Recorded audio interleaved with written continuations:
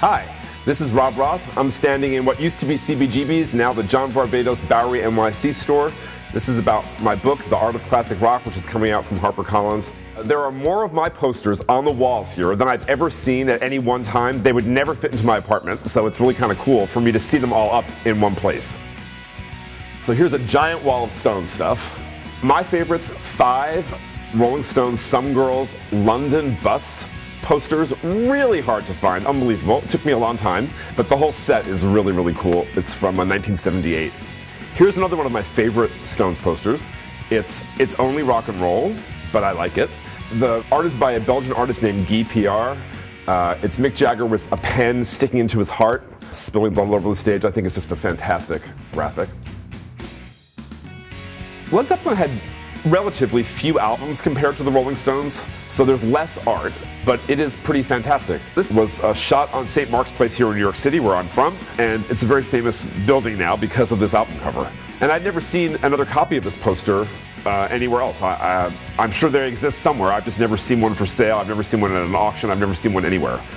So I'm really happy that I have it. Queen is another one of my favorite bands. Here are 2 of my all-time favorite posters in the entire collection.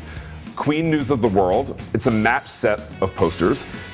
This was the hardest thing to find. I found the green one 10 years ago, and it took me 10 years to find the other one.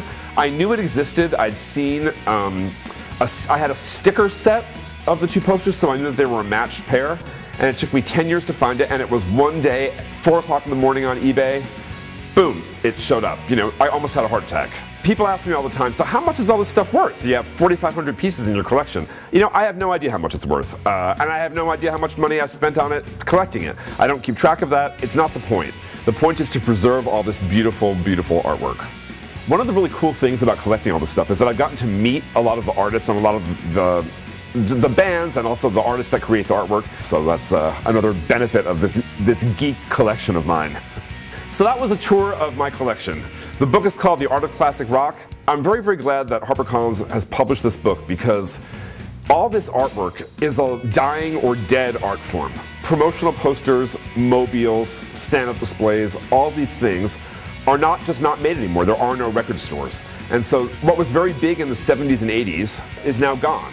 And I felt it was important to find and preserve all this amazing artwork so that people could see it.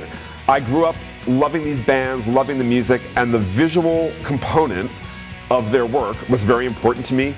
And so actually owning all this stuff feels so great, and I'm really happy that I get to share it with everybody now in the book, The Art of Classic Rock.